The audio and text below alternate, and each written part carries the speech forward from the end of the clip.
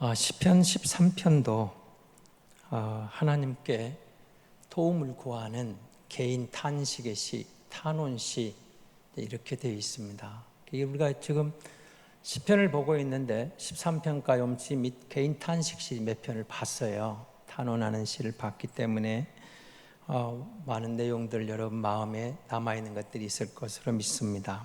그런데 오늘 시편 13편은 짧으면서도 가장 분명하게 그 개인 탄식에 대한 5가지 형식을 고루 갖추고 있는 전형적인 시편이라 그렇게 볼 수가 있습니다. 혹시 여러분이 이제 기억하실런가 모르겠습니다만은 개인 탄식시 첫째는 하나님을 부른다고 그랬죠. 여호와여 이렇게 부르고, 두 번째는 때로는 불평하고 그리고 탄원하는 그런 기도, 그런 마음, 선고가 나오고, 이어지는 것은 그걸 가지고 하나님께 간구하는 세 번째 기도를 하고, 그러는 과정에 네 번째 확신이 오는 거예요. 그래서 내가 하나님을 신뢰합니다, 의지합니다. 그리고 마지막에 그 하나님을 내가 찬양합니다, 하나님께 맹세합니다, 찬양하며 나아가는 그런 내용들을 고루 갖고 있다 볼 수 있거든요. 오늘 여러분 10편 1절, 13편 1절입니다. 2절 잘 한번 다시 보시기 바랍니다. 여호와여 어느 때까지니까 나를 영원히 잊으시나이까? 주의 얼굴을 나에게서 어느 때까지 숨기시겠나이까? 나의 영혼이 번민하고 종일토록 마음에 근심하기를 어느 때까지 하오며 내 원수가 나를 치며 자랑하기를 어느 때까지 하리이까? 여러분 뭘 느끼셨습니까? 10편 13편 1절 2절을 읽으시면서 반복되는 단어가 하나 나오죠. 짧은 두 절 가운데 어느 때까지, 어느 때까지, 어느 때까지, 어느 때까지 네 번을 반복하고 있는 것을 만나게 됩니다. 그러니까 이 상황은 이런 거죠. 절박한 상황, 긴급한 상황, 그러니까 정말로 반복적으로 하나님을 부를 수밖에 없는 그 고통과 심각한 고통의 상황 속에서 하나님 어느 때까지, 어느 때까지입니까? 어느 때까지, 어느 때까지를 반복하고 있는 거죠. 그래서 이 어느 때까지, 여러분 우리가 예수 믿으면서 여기까지 오시면서 항상 주님이 나와 함께 하심을 느끼시죠? 항상 주님이 나와 함께 하심을 느끼는데, 문제는 믿음이 있다 하다가도 어느 날인가는 우리 안에 많은 해이가 올 수가 있어요. 어려운 여건 속에 몇 가지 이유가 있죠. 하나님을 향하여 신학적인 표현이라 할 수 있겠죠. 1절이 말하는 여호와여 어느 때까지입니까? 내가 예수 잘 믿고 있는 것 같았는데 어느 날 하나님이 없는 것 같은 순간이 찾아오더라는 거예요. 내가 예수 잘 믿는 줄 알았는데 하나님이 내 삶 속에 너무 침묵하시니까 하나님 언제까지 이러실랍니까? 마치 하나님이 없는 것 같습니다. 하나님이 부재하신 것 같습니다. 그런 순간이 찾아오더라는 거죠. 자, 그런가 하면 여러분 두 번째 문제는 그 2절입니다. 나의 영혼이 번민하고 종일토록 마음에 근심하기를 어느 때까지 하오며, 내 안에 있는 것들이죠. 내면의 문제, 내적인 문제, 내 영혼이 번민합니다, 고민합니다. 심리적으로 내 속에서 내 문제가 나를 갈등하게 만드는 거예요. 하나님, 나 너무 힘드는데 언제까지 하나님은 침묵하셔야 돼요? 하나님이 정말 나를 사랑합니까? 정말 하나님, 내가 하나님의 자녀가 맞습니까? 정말 내가 하나님의 자녀고 하나님이 나를 사랑하신다면 이 힘든 과정을 왜 하나님은 침묵합니까? 그렇게 우리 안에 갈등이 생길 때도 오더라는 거죠. 하나님에 대한 갈등이 있는가 하면 내 안의 싸움이, 내 안 속에서, 내 마음에서, 내 중심에서 갈등이 찾아오는 거예요. 어느 때까지 하나님 나를 외면하십니까? 자, 여러분 그런가 하면 그 뒤에 보시기 바랍니다. 2절 뒷부분입니다. 내 원수가 나를 치며 자랑하기를 어느 때까지 하리까? 이거는 이웃과의 관계입니다. 사회적인 문제입니다. 여러분, 오늘 우리가 이 사회를 살면서 민주화됐다, 인권이 중시되었다 이런 이야기를 하지만, 그래도 하나님 내 삶 속에서는 여전히 내 직장 선배가 상관이 나를 힘들게 합니다. 내 이웃과의 관계에서 정말 나를 괴롭히는 존재가 있습니다. 하나님, 누군가가 내를 정말 힘들게 합니다. 여전히 나는 그런 관계에서 힘든데 하나님 언제까지 이래야 됩니까? 이런 상황이 오더라는 거죠. 하나님과의 관계입니다. 내 안의 싸움입니다. 이웃과의 관계에서 인생의 문제가 그렇게 단순하지만이 않던 거죠. 여러 가지 것들이 작용을 하는 거예요. 그래서 내가 예수 믿는데, 내가 하나님의 자녀인데, 내가 구원의 확신이 있는데, 그런데 문득 어느 날 보니까 하나님 언제까지 이러실랍니까? 항의하고 싶을 때가 오더라는 거예요. 내 안에 문제가 흔들려요. 내가 흔들려. 내가 그렇게 믿고 왔는데 하나님 나를 언제까지 예면하시렵니까?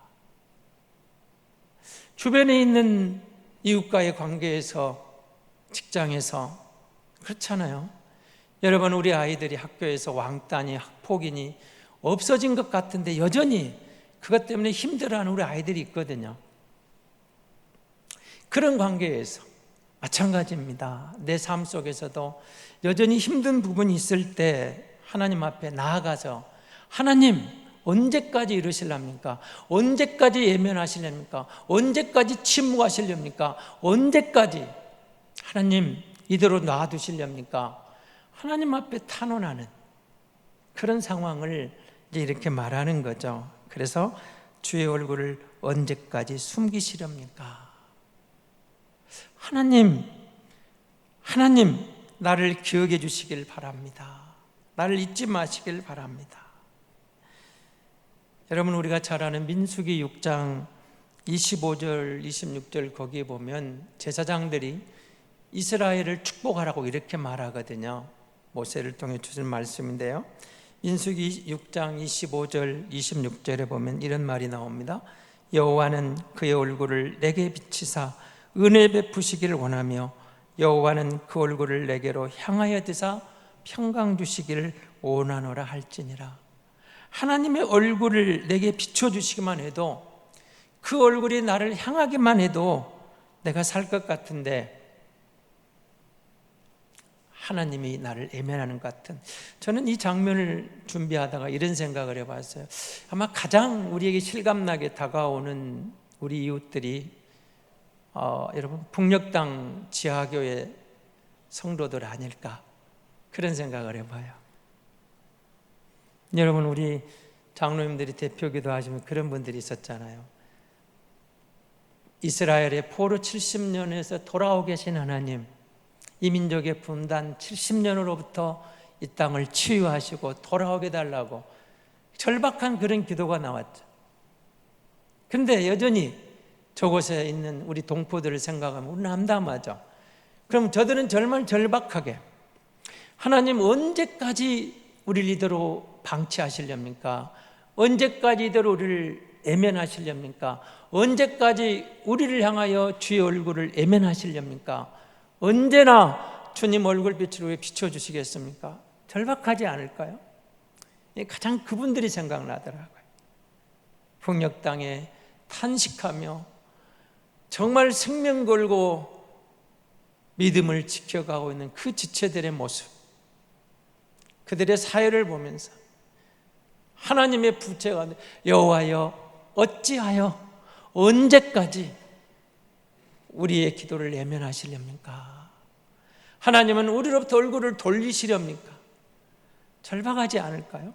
그분들이 생각이 났어요.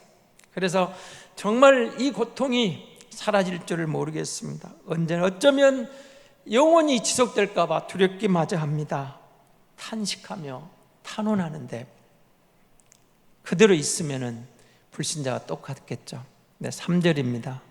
여호와여, 여호와 내 하나님이여, 나를 생각하사 응답하시고 나의 눈을 밝히소서. 두렵건대 내가 사망의 잠을 잘까 하오며 두렵건대 나의 원수가 이르기를 내가 그를 이겼다 할까 하오며 내가 흔들릴 때 나의 대적들이 기뻐할까 하나이다. 그런 탄식 가운데 여호와께 나아가서 기도하는 거죠. 하나님, 내 하나님이여 나를 생각하사 응답하옵소서. 나의 눈을 밝혀주소서. 내 눈을 뜨게 해주소서. 두렵건대 내가 사망의 잠을 잘까 하옵니다. 이대로 나를 놔두시면 나는 절망 가운데서 이대로 죽을지 모르겠고, 그러면 끝나지 않겠습니까? 내 눈을 열어주소서. 여러분, 사도행전 7장에 유명한 스데반의 설교가 나오죠. 그리고 그 설교 끝에 스데반은 돌에 맞아 죽습니다. 초대교회 첫 번째 순교자가 되거든요. 성령 충만한 종이 그렇게 기도하고 설교를 했는데 돌아오는 것은 돌에 맞아 죽는 순교의 제물입니다. 힘들었겠죠. 그런데 스데반에게 뭐가 보여요? 하나님 보좌가 보였어요. 스데반이 눈이 떠요. 하나님 보좌가 보여요. 그리스도 예수가 거기 서서 자기를 부르는 거예요. 여러분, 설교 한 편 하고 죽는 것이 스데반의 사명이라면 이해가 안 되잖아요. 근데 눈이 열려요. 하나님 보좌가 보이는 거예요. 그리스도 예수가 거기서 자기를 보고 손을 벌리고 있는 거예요. 그러니 지금 돌망에 맞아 죽어가면서도 아픈 것을 뛰어넘는 주님을 향한 기쁨이 넘치는 거예요. 그러니 그의 얼굴이 맞아 죽는 가운데 천사와 같다 하잖아요. 눈이 열린 거예요. 눈이 뜨인 거예요. 영안이 열린 거죠. 그래서 여러분, 그러는 가운데서 하나님, 내 눈이 떠져서, 내 눈이 떠서 내 눈을 밝혀주소서. 주님의 뜻을 깨닫게 하소서. 주님을 보게 하소서. 주님, 내게 응답해 주소서. 여호와여, 나에 대하여 눈을 밝혀주시고 내 눈이 열려서 하나님의 은밀한 것을 보게 하소서. 깨닫게 하소서. 원수에 대한 두려움을 뛰어넘는, 세상에 대한 무서움을 뛰어넘는 영안이 열리는 거죠. 인내할 수 있었던 거죠. 그걸 뛰어넘는 기쁨이 찾아온 거예요. 그걸 뛰어넘는 감사가 찾아온 거예요. 눈이 열린 거죠. 보십시오. 욥기에, 우리가 새벽에 욥기를 보고 있는데 3장 13절에 보면 욥이 이런 고백을 합니다. 그렇지 아니하였던들 이제는 내가 평안히 누워서 자고 쉬었을 것이니. 여러분, 이 말은 내가 사망의 잠을 잘까 하오며 그런 것과 여러분 생각해 보시기 바랍니다. 하나님, 이대로 가면 내가 끝나는데, 하나님이 없는 것으로 끝날 것 같은데, 여호와여, 나를 생각하사 응답하시고, 하나님이 나를 생각하시면 하나님의 부재 상황이야. 하나님 임재로 나아가는 거죠. 하나님의 임재 가운데 나아가는 거예요. 그래서 기뻐할 수가 있는 거죠. 눈물의 선지자 예레미야가 51장 39절에 보면 이런 말을 합니다. 열정이 일어날 때 내가 연혜를 베풀고 그들이 취하여 기뻐하다가 영원히 잠들어 깨지 못하게 하리라. 여호와의 말씀이니라. 저들이 취하 있다가 기뻐하였는데 영원히 잠들면 깨지 못하게 하리라. 죄악 가운데 잠들어서 깨지 못하는 불행한 거죠. 근데 그렇게 되지 않기를 위해서 기도하면서 하나님 앞에 나아간 거죠. 하나님, 그렇게 말합니다. 나를 생각하사 응답해 주시고. 그렇죠. 그리고 4절에서 말하는 것은 그런 거죠. 두렵건대 나의 원수가 이르기를 내가 그를 이겼다 할까 하오며 내가 흔들릴 때 나의 대적들이 기뻐할까 하나이다. 그러니까 여러분, 하나님, 내가 이렇게 있다가는 하나님의 영광을 가릴까 두렵습니다. 원수들이 기뻐하며 내가 이겼다. 너희 하나님이 어디 있느냐? 네가 믿는 하나님이 어디 있느냐? 내가 이겼다라고 말해서, 하나님, 그렇게 되면 내가 하나님의 영광을 가릴까 두렵습니다. 그래서 하나님, 나의 기도를 들으시고 나를 생각하사 나를 긍휼히 여겨달라고 기도하는 거죠. 여러분, 우리가 탄식하며 앉아있으면 불신자와 똑같겠죠. 근데 우리에게는 기도할 수 있는 이유가 있어요. 하나님께서 내 기도를 외면하지 않는다는 확신 속에서 나아가는 거죠. 그리고 여러분 5절을 보십시오. 5절 오늘 같이 한번 읽어볼까요? 나는 오직 주의 사랑을 의지하였사오니 나의 마음은 주의 구원을 기뻐하리이다. 여러분, 우리 본문에는 5절에 그러나가 처음에 안 나오는데 원래 원문엔 그게 있거든요. 그러나 나는 이제 상황이 완전 반전되는 스토리가 됩니다. 하나님의 부재를 느끼며 어찌하여 언제까지 탄식하며 기도하고 나아가다가 이제 나는 주님 사랑을 의지하여 나아갑니다. 내 마음이 주의 구원을 기뻐합니다. 하나님 사랑의 근거에서 이제 이 고통스러운 현상에서 하나님 신뢰할 수 있는 근거가 깨달아졌다는 거죠. 그게 뭐예요? 주님의 사랑을 의지하였습니다. 내가 이제 주님의 사랑을 의지하였사오니, 다시 말하면 탄식 가운데 주님의 사랑을 확인한 거죠. 여기 주님의 사랑을 의지하였사오니, 의지하였다는 것은 완료형이거든요. 무슨 말일까요? 지난날이에요. 지난날을 돌아보니까 이보다 더 어려운 순간도 있었어요. 더 힘든 여건도 있었어요. 그런데 그때 하나님이 나를 사랑한 것을 느꼈어요. 그때 내가 하나님을 의지했어요. 내가 여호와께로 피했어요. 내가 하나님을 도움을 받아 여호와가 나의 피난처라고 고백했어요. 여호와가 나의 힘이라고 고백했어요. 여호와가 나의 반석이라고 고백을 했어요. 그런데 그 하나님의 사랑이 그때 몰려온 거예요. 밀려온 거예요. 그리고 그 하나님의 사랑의 근거에서 그 하나님을 의지해서 내가 그때 이기고 여기까지 왔는데, 돌아보니까 그때가 은혜로 주의 사랑 가운데 그 위기를 넘어섰는데, 그 사랑을 내가 잊고 있었습니다. 그 사랑이 영원한 것을 믿습니다. 그 사랑이 함께하는 것을 믿습니다. 내가 그 사랑을 의지합니다. 그것의 근거에서 다시 내가 기뻐할 이유가 여기 있습니다. 지금 어찌하여 주여 어찌하여 나를 외면합니까? 부재 가운데 있는 것 같았는데 기도하면서, 아 그래, 하나님 나를 사랑하셨잖아. 그리고 그것 때문에 여기 일어섰잖아. 그럼 지금 힘들어도 나의 미래는 내가 그 사랑을 근거하여 하나님을 의지하면 하나님이 내게 주시는 그 기쁨의 회복이 있는 것을 바라보는 거예요. 그걸 받아들이는 거예요. 그래서 그렇게 고백하는 겁니다. 나는 오직 주의 사랑을 의지하였사오니 나의 마음은 주의 구원을 기뻐하리라. 그 사랑의 근거에서 주님을 의지하고 보니 미래에 대한 불확신이 떠나가는 거예요. 여러분, 그렇지 않을까요? 미래에 대해서 우리가 확신할 수 있는 게 아무것도 없어요. 사실은 늘 말씀드리지만 내일 일을 모르는 게 우리 인생 아니에요. 몰라요. 그런데 지난 날을 돌아보면 하나님의 은혜를 다 말할 수 있는 게 많잖아요. 그때도 하나님의 사랑이었지, 하나님의 은혜였지. 돌아보니까 은혜의 발자국이 있는 거예요. 그때 그 하나님의 사랑이 지금 나를 사랑하는 거예요. 내 마음은, 내 상황이 내가 느끼는 게 달라질지 몰라도 하나님은 변함이 없잖아요. 그 사랑은 여전하잖아요.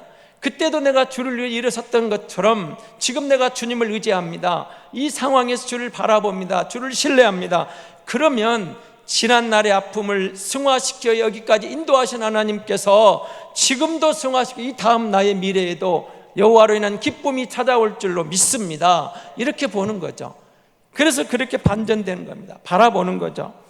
그래서 이제 이렇게 말하는 겁니다. 그때 그 하나님을 의지해서 내가 일어섰던 것처럼 그걸 기억하고 미래에 대한 희망도 지금의 불확실한 가운데서도 지금의 하나님의 어찌하여 나를 외면합니까? 탄식 가운데도 하나님의 사랑의 근거에서 미래의 기쁨을 바라보는 거죠.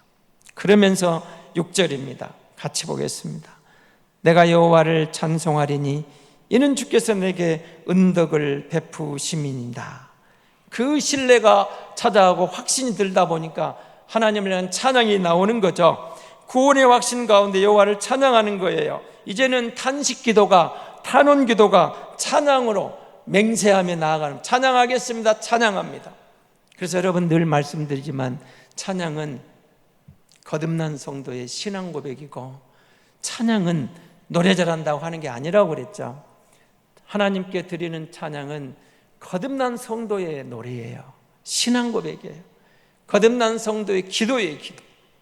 신앙 고백이 노래가 되어 하나님께 나아가는 것, 그게 찬양인 거죠. 세상에 노래하는 사람은 많을지 몰라도, 가수는 많을지 몰라도 찬양하는 사람은 거듭난 성도 외에는 아니에요. 거듭난 성도, 하나님의 자녀가 부르는 노래가 찬양이죠. 그렇게 찬양할 수 있는 근거가 되었다는 거죠. 찬양하는 겁니다. 구원의 확신이 과거의 경험과 여러분 미래의 어떤 불확실한 가운데 우리를 방황하게 할 때, 갈등을 일으킬 때, 지난날에 하나님이 나와 함께 했던 것을 거울 삼아서 그 사랑을 의지해서 지금도 다시 미래의 희망을 보게 하는 그런 고백인 거죠. 그래서 시인은 하나님의 구원이, 지금 상황이 달라진 게 아니에요. 그러나 그걸 먼저 본 거죠. 그러니까 이 말은 무슨 말이에요? 내 태도가 달라진 거예요. 늘 말씀드리지만 기도하다 보면 어떻게 돼요? 기도하는 사람이 먼저 변하잖아요. 기도하는 사람이 변해요. 그러면서 우리의 태도가 달라지면 상황도 달라지는 거예요. 하나님 앞에 기도하는 가운데 우리의 태도가 바뀌면 상황이 바뀌는 것은 시간 문제라는 거예요. 하나님이 나와 함께 하신 것을 믿은 거죠. 사랑하는 성도 여러분, 코로나19 팬데믹이 생각보다 길어지고 우리를 지치게 하고 힘들게 하는 상황 속에 있습니다.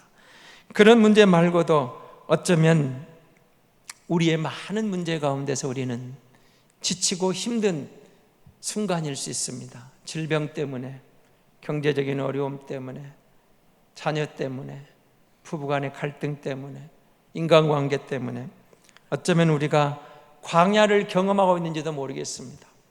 그러나 성경은 계속 이렇게 말합니다. 그리스도 안에서 성도의 광야는 선택이 아니라 필수사항이라고 말하는 거죠. 출애굽에 바른 이스라엘의 40년의 광야는 필수사항이었습니다. 모세가 애굽 궁전에서 40년을 호화롭게 살았지만 그것을 하나님 만족하지 않으신 거죠. 40년의 미디안 광야 생활을 걸어간 거예요. 그리고 이스라엘을 건져낸 지도자로 나오게 되는 거 아닙니까? 모세에게도 여러분 미디안 광야 40년의 세월이 있었어요. 우리가 존경하는 바울 사도도 그냥 나온 게 아니죠. 다메섹의 회개 후에 그냥 나온 게 아라비아 광야에 3년의 여정이 있어요. 하나님이 그를 광야로 보내신 거죠. 그리고 그가 그 광야를 통과하고 하나님 앞에 쓰임 받는 것을 보게 됩니다. 여러분, 우리가 광야를 지나고 있습니까? 하나님 어찌하여 이럽니까? 탄식하는 상황입니까? 어떻게 해야 될까요? 바로 기도하는 겁니다. 우리가 할 일은 기도하는 겁니다. 그러면 사람들은 우리 이렇게 말합니다. 하나님이 주관하신다며, 하나님이 알고 계신다며, 그럼 왜 굳이 기도해야 되냐고 물을지 모릅니다. 그러니까 하나님이 주관하심을 믿기 때문에, 하나님의 섭리를 믿기 때문에 기도할 수 있는 거죠. 그분이 주관하지 않는다면 기도할 이유가 없는 거죠. 기도의 힘을 믿지 않는 사람들이 있습니다. 기도의 힘을 의심하는 사람도 있습니다. 이런 사람들은 기도하지 않습니다. 하나님께 기도하지 않는 사람은 다른 말로 말하면 하나님의 주권을 인정하지 않기에 삶에 일어난 모든 것들이 우연입니다. 그리고 내가 노력한 결과고 내 잘난 맛에 사는 겁니다. 그러나 기도의 힘을 믿는 사람은 적극적으로 기도합니다. 하나님께서 우리의 모든 삶을 주관하시는 것을 믿기 때문에 기도의 자리로 나아가는 거죠. 그래서 기도하는 사람은 삶의 모든 것을 기도의 응답으로 받는 거예요. 삶의 모든 것을 기도의 응답이라고 믿는 사람은 더욱 열심히 기도하는 것입니다. 기도를 통해서 삶이 변화되는 것을 체험하기 때문에 그렇습니다. 그리고 세상은 기도하는 교회를 결코 이길 수 없습니다. 기도하는 사람을 통해서 하나님은 반드시 일하시기 때문에, 기도하는 교회를 통해서 하나님은 일하실 것이기 때문에 그렇습니다. 기도 안 하는 사람은 기도하는 사람을 결코 이길 수 없습니다. 이 세상은 하나님의 섭리와 역사로 움직이기 때문에 그렇습니다. 그래서 기도하는 사람은 모든 것이 감사합니다. 하나님의 뜻을 보고 감사하는데 내 뜻대로가 아닙니다. 제가 그래서 우리 새벽 기도하는 분들이 그런 말을 드렸어요. 하나님의 뜻을 함부로 구하는 것은 여러분 우리가 위험할 수 있다고 말씀드려요. 왜요? 하나님의 뜻을 알고 보니까 내 생각과 전혀 다른 생각일 수 있거든요. 전혀 다른 생각일 수 있어요. 사드락과 메삭과 아벳느고로 알려진 여러분 다니엘의 세 친구가 우리에게 이런 말을 합니다. 다니엘서 3장 16절 17절입니다. 화보문을 한번 보시기 바랍니다. 사드락과 메삭과 아벳느고가 왕에게 대답하여 이르되 느부갓네살이여, 우리가 이 일에 대하여 왕에게 대답할 필요가 없나이다. 왕이여, 우리가 섬기는 하나님이 계시다면 우리를 맹렬히 타는 풀무불 가운데서 능히 건져내시겠고 왕의 손에서도 건져내시리이다. 여러분, 풀무불 가운데 느부갓네살이 던져 넣는 순간입니다. 그가 세워놓은 신상 앞에 절하지 않는 다니엘의 세 친구가 풀무불에 떨어지는 거예요. 그런데 느부갓네살이 마지막 기회를 줍니다. 지금이라도 늦지 않았다. 저 신상에게 무릎 꿇고 절하면 용서해 주겠다. 그에 대한 답입니다. 왕이여, 이 일에 대해서 우리는 왕에게 할 말이 없습니다. 우리가 섬기는 하나님께서 계시다면 이 풀무불 가운데 우리를 지켜주실 것입니다. 그리고 왕의 손에서도 건져내실 줄 믿습니다. 여러분, 근데 그 18절에 그 다음에 나와요. 그리 아니하실지라도.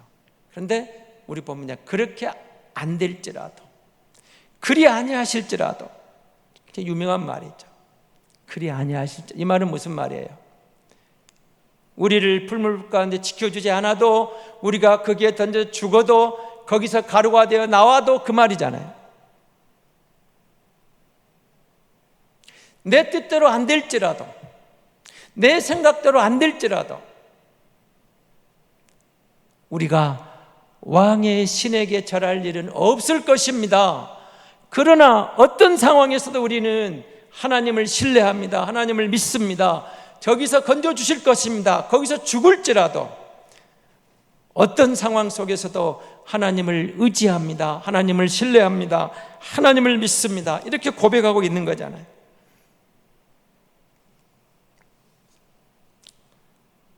사랑하는 성도 여러분, 어쩌면 우리가 사는 세상은 영적 전쟁터와 같은 곳 아닐까요? 믿음을 무시하는 사람들을 향하여 너희 하나님이 어딨냐고 말할 때, 우리가 예수 믿어 우리의 영안이 열려 예수 그리스도 안에서 하나님을 보게 하셨고 천국을 보게 하셨고 모든 열쇠가 하나님 손에 있는 것을 믿게 되었습니다. 전쟁이 여호와께 속한 것처럼 내 인생도 인류 역사도 하나님 손에 있는 것을 믿어지게 되었잖아요. 그래서 우리는 탄식 가운데 주저앉지 않습니다. 탄원 가운데 주저앉는 게 아니고 여호와께 나아가는 겁니다. 기도하는 겁니다. 모든 것이 하나님 손에 있음을 믿기 때문입니다. 그리고 우리의 눈이 떠졌을 때 고난 뒤편에 있는, 광야 뒤편에 있는 영광을 보게 되는 것입니다. 그리고 그 영안이 열릴 때 우리가 그런 광야에 주저앉지 않고 기도하며 다시 주의 은혜에 일어서서 하나님을 의지했더니 하나님이 우리의 기쁨이 되시는 것을, 하나님이 회복하시는 것을 믿음으로 지금 내 것으로 삼고 가는 거죠. 내 것이 되어버린 거예요. 그리스도 안에서 내 것이 되어버린 거예요. 그래서 신앙은 삶이라고 말씀드렸던 겁니다. 그래서 신앙은 삶이라고 그러면 여호와의 어느 때까지니까 탄식하는 순간입니까? 기도의 자리로 나오십시오. 꼭 교회에 오셔야만 기도하는 건 아닙니다. 꼭 새벽 기도에 나와만 기도하는 건, 새벽을 깨우면 좋고 교회와 기도하면 좋지요. 그러나 있는 곳에서 기도하십시오. 운전대를 잡고서 기도하십시오. 출근하면서도 기도하십시오. 쉬는 시간에 기도하십시오. 점심시간에 기도하십시오. 화장실에 기도하십시오. 어디든지 주님이 내 안에 계시지 않습니까? 주님이 나와 함께 하시지 않습니까? 거기서 하나님을 부르십시오. 어느 때까지입니까? 어찌하여 나를 내면하십니까? 우리가 거기에 앉아있는 게 아니고 기도의 자리로 나아가서 하나님을 신뢰하면 하나님이 나를 인도하셔서 지난날의 아픔을 극복하게 하신 그 하나님의 사랑이, 그 하나님의 은혜가 지금의 나에게 이 문제를 뛰어넘어 미래에 다시 한번 더 큰 은혜를, 영광을 경험하게 될 줄로 믿습니다.